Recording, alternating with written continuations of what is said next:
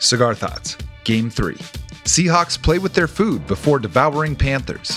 The Seahawks improved to 2-1, outscoring the Carolina Panthers 37-27 in Seattle.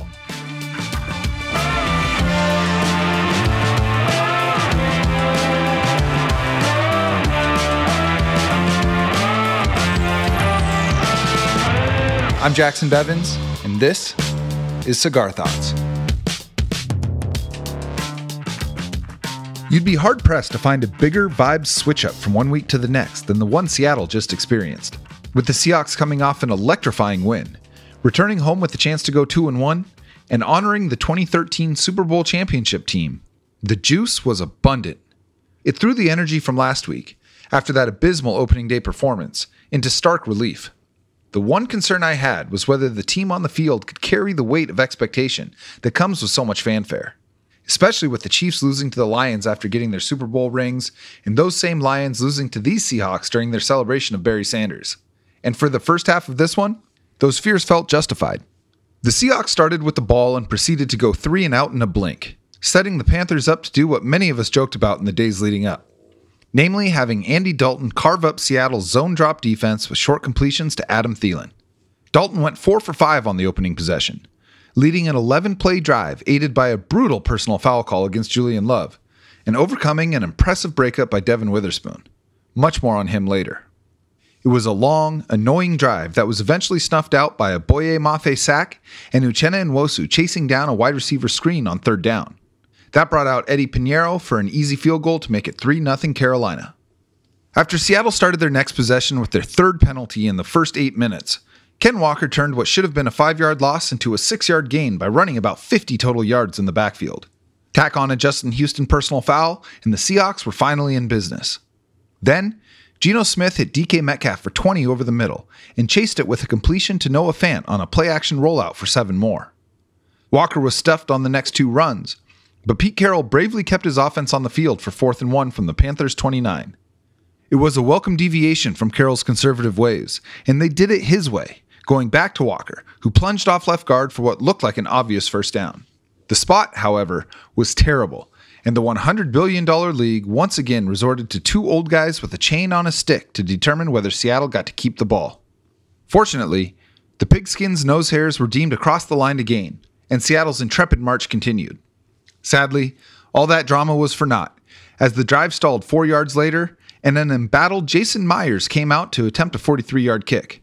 This one was stress-free though, and the score was an aesthetically pleasing 3-3 with 3 minutes and 33 seconds left in the opening quarter. The Seattle defense answered with a quick stop punctuated by an Artie Burns sack on a 3rd down blitz that was preceded by another terrific breakup by Witherspoon. After the punt, Smith immediately hit Tyler Lockett up the right sideline for 16 yards and a quick first down, then danced out of a sack to find Fant for 9. Zach Charbonnet kept things moving with a 7-yard charge, and the Seahawks were rolling as the first quarter came to a close. The momentum continued on the first play of the second, as Smith stood coolly in a perfect pocket until Metcalf got open on a deep crosser. Geno's pass was perfect, and DK turned it upfield for a 33-yard gain. Charbonnet followed that up with a bruising 11-yard carry that was undone by an Evan Brown hold. Smith went over the middle for 9 to Lockett, but got swallowed up for a big sack on the next play. A screen pass to Jacson Smith-Njigba got most of it back, but it wasn't enough to keep Myers off the field. Seattle's kicker made his second attempt look as easy as the first, and Seattle took their first lead at 6-3. The defense made quick work of Carolina on the next possession, and the offense got right back to work.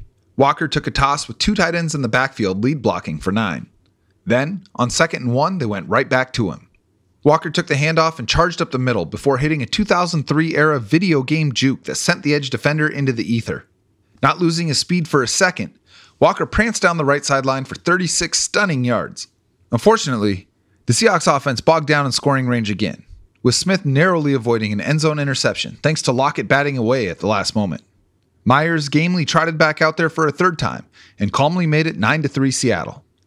It looked like the Seahawks were going to get off the field swiftly again on the next drive, but a missed tackle by Jordan Brooks in the backfield became a long run for Miles Sanders, and 2 plays later, a complete breakdown in the secondary let DJ Chark get wide open for a 47-yard touchdown. On the play, Mike Jacson passed Chark off, apparently expecting a safety to pick him up. The only problem was that there was no safety there to do that. Regardless of who's to blame, When you turn touchdown opportunities into field goals on offense, one play like that can turn everything. Things got worse soon after thanks to a terrible interception from Geno, who blindly threw the ball to a pivoting linebacker. The Seahawks, who had been slowly scaling this peak, were suddenly tumbling ass over tea kettle down the side of the mountain. They were saved before they hit the bottom by Burns expertly breaking up a third down fade to Thielen. The Panthers settled for a field goal and a 13-9 lead with only 2.5 minutes left in the first half. It was just enough time for Seattle to do what they had done on every other drive since their first one. Use a big completion of Metcalf to get into field goal range before stalling out. Myers made it 4 for 4 on the day, and the Seahawks took a 13-12 deficit into the locker room. Carolina received the second half kick and politely went 3 and out. A truncated drive highlighted by an impressive aerial play from Love. That led to yet another nice Seahawks possession, including a pretty swing pass to Walker for 18 that crumbled to dust as soon as the touchdown became a possibility. It's like Seattle's engine had a kill switch that got activated as soon as they crossed Carolina's 30-yard line, and an increasingly beleaguered Myers came out to hammer home his 5th field goal. 15-13. The next possession saw Dalton hit Chark on a gorgeous deep ball up the left sideline, a play that featured a clear catch by the receiver as he went to the turf.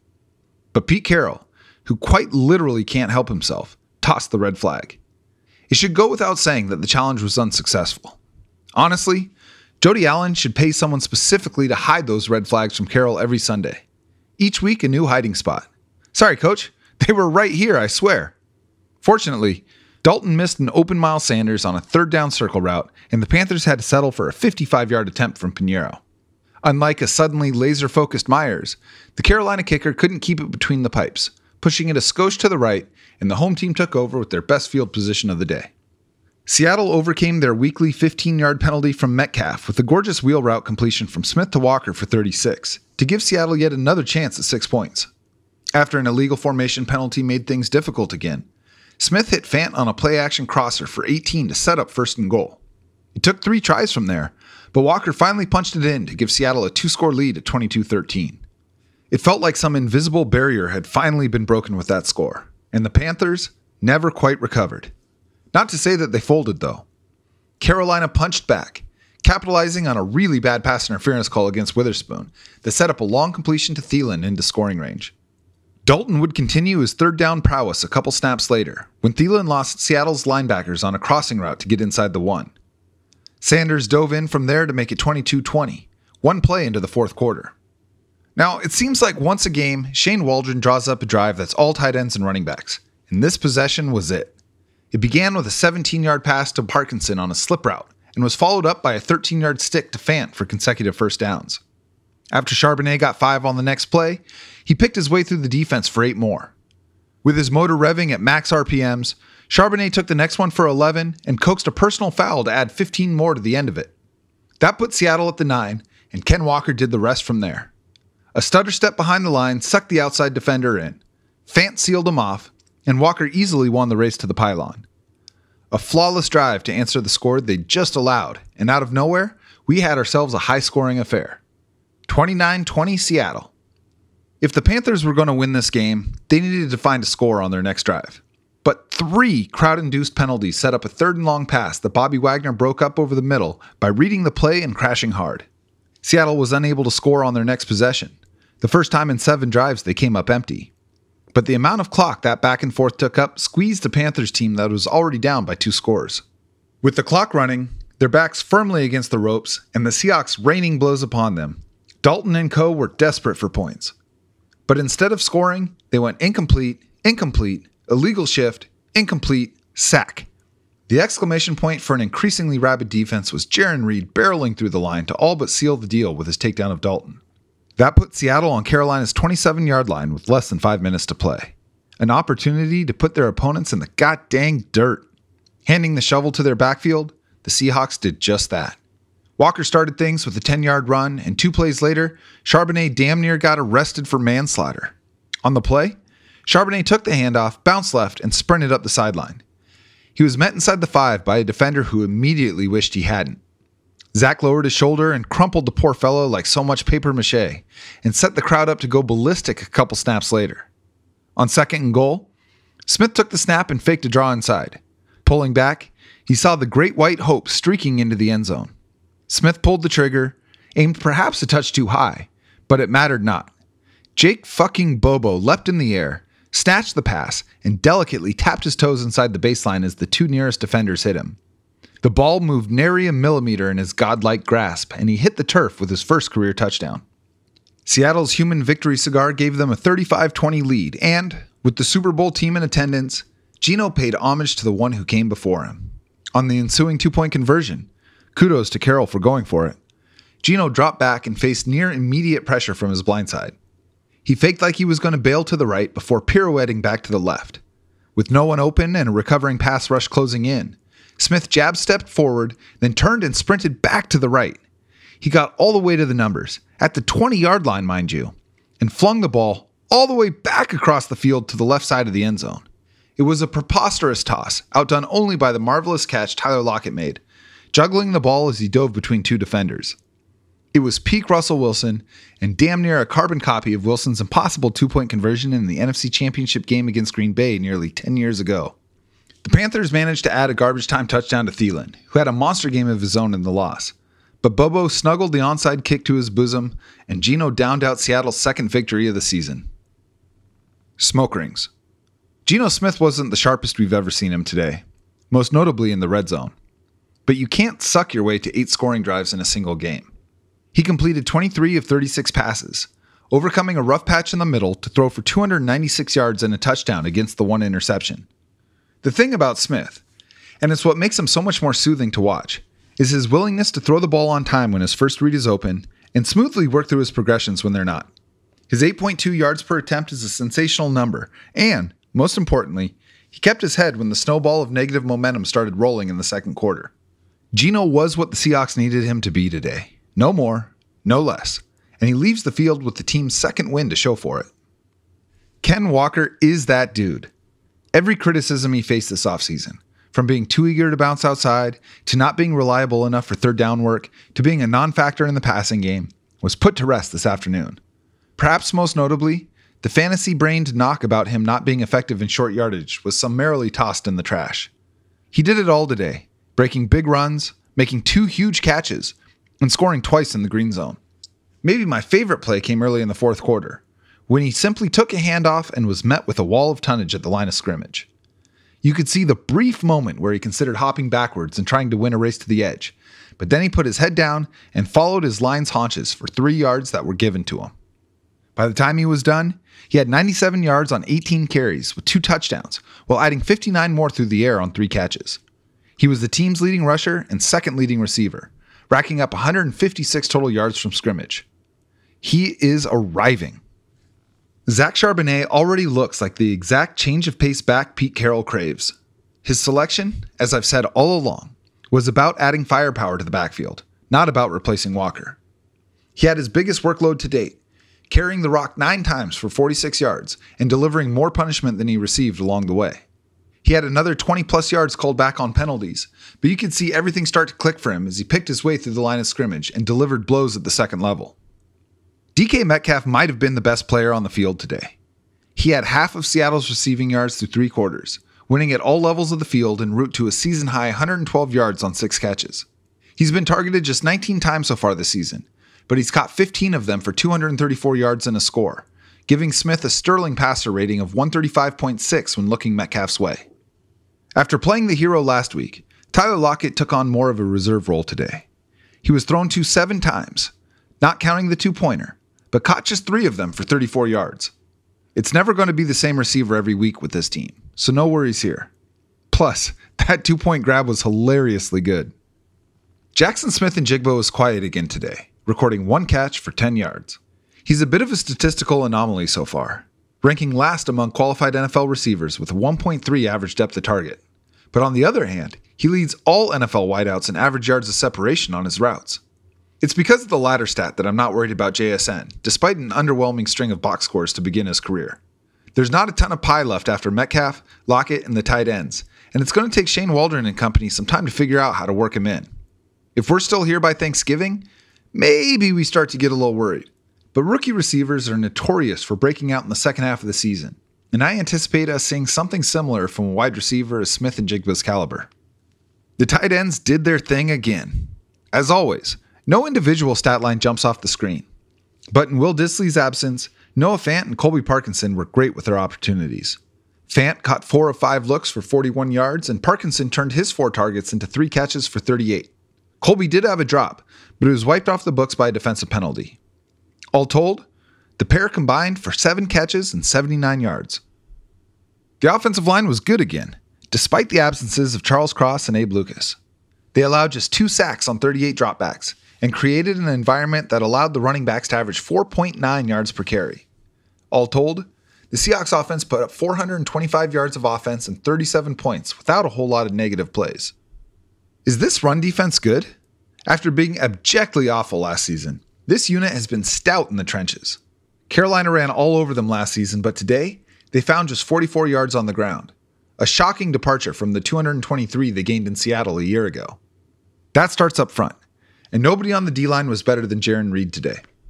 Reed looked reborn this afternoon, knifing between blocks, causing mayhem in the backfield, and even making 2 tackles downfield.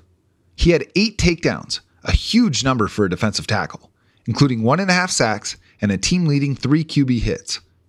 If he's anywhere close to this good the rest of the season, this defense is going to be very competitive. Reed wasn't the only guy having success up front today. Boye Mafe had a sack and 2 QB hits, adding to a remarkable total of 11 by Seattle in that category. Uchenna Nwosu made some noise too, though I'm not seeing as much from Jamont Jones as I'd like, nor as much as his contract would warrant. Still, the front 7 had their 3rd straight good game against the run. The star of the show today was Devon Witherspoon. The Panthers clearly made a point of targeting the rookie in his 2nd game, and Witherspoon simply said, "Bring it on." He was thrown out a remarkable 11 times today, allowing just 3 completions for 19 yards. He gave up 1 first down, broke up 2 passes, and led the team with 11 tackles. He plays with juice we haven't seen from a Seahawks defender since that team. It's one thing to be this good in coverage already, to have the instincts that he displayed against veteran receivers. But it's another thing entirely to do all that while hitting like opposing ball carriers just slapped his mama. He made tackles in the secondary, in the 2nd level, and at the line of scrimmage. He knocked fellow rookie Jonathan Mingo out with a devastating blow and threw his body around like he was renting it for the day. I'm trying hard not to be hyperbolic, but I couldn't be much happier with this selection so far. It was a get-right game for Jason Myers after a weird start to the season. The mental side of being a kicker has got to be crazy. Doing nothing for 90% of the game and then having to perform an isolated task in high-leverage situations. It feels like the streakiest position in football, which is why today was so impressive for Myers. After missing 3 kicks in the first 2 weeks, including 2 short ones, to come out and comfortably make all 5 field goals and both extra points is remarkable. It's weird to use a term like grit when describing a kicker, but that's exactly what he showed in this game. Full confidence in him moving forward. Seattle's 3rd down struggles continued today, on both sides of the ball. The Panthers converted an astonishing 10 of 19 tries, while the Seahawks went just 3 of 13. How Seattle managed to win despite that disparity is honestly incredible.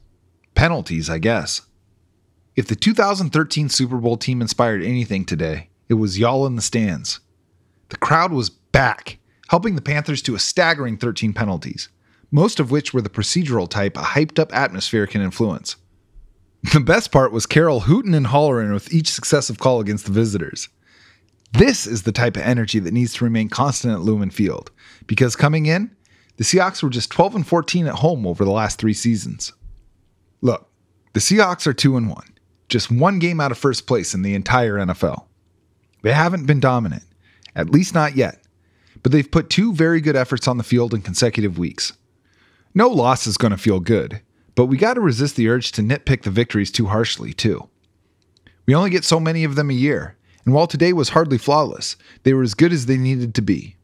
2-1 is a great place to reside, especially heading into a Monday night showdown with a reeling Giants team. There is work to do for the Seahawks, but that's okay. They've got 14 games to get better, and better than what we saw today is very dangerous. Seattle gets a much-needed extra day to rest, then a bye week that feels like it can't get here soon enough. Coming out of that healthy and 3-1 is a very real possibility, and they're 1 more game like this away from making it happen. Until then, onward and upwards, my friends. You already know about our amazing partnership with Seattle Cigar Concierge, and their hospitality extended all the way down to the desert. I watched this game in Phoenix, at their flagship cigar lounge, Anthony's Cigar Emporium. I'm deep in Cardinals country at the moment, but I told them I was coming, and they put the Hawks on for a traveling fan. Their selection was impossibly good, as one might imagine, and I enjoyed the game with an incomparably smooth flavor of a 1926 Padron Anniversary Natural. A perfect cigar in a perfect environment. Thank you to Steve and Jim for making a fellow feel at home. And if you didn't know, we also have our own cigars now, which you can order using the link in the show page. We've linked up with one of the premier cigar manufacturers in the world to offer a special 13-year aged blend of Dominican tobacco leaf to Cigar Thoughts readers for less than half of MSRP. These cigars, when banded and branded by their creator, sell for $35 to $40 per stick, but we're able to offer them to you for just $169 for a bundle of 10.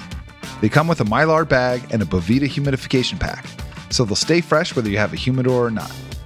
We're also on YouTube, where you can catch video clips from the podcast, entire episodes, and the audio recordings of the articles. This is maybe the best way to support Cigar Thoughts, so I appreciate the few seconds it takes to like and subscribe. This is the 5th year of our incredible partnership with Seattle Cigar Concierge. They have the plug on some of the most insane stogies on the market, and they're offering them to Cigar Thoughts readers for 20% off. These are extremely special sticks, and among the most enjoyable I've ever smoked. To get the hookup, just email seattlecigarconcierge@gmail.com. They are carrying over 70 cigar brands with many rare releases, including Davidoff, Opus X, and Padron. You can also hit them up on Twitter at Seattle Cigars. Just be sure to mention that you're a Cigar Thoughts reader. Many of you have taken advantage of this incredible opportunity, and for those who have always wondered what elite cigars are like, this may be the best chance you'll get to step into that world.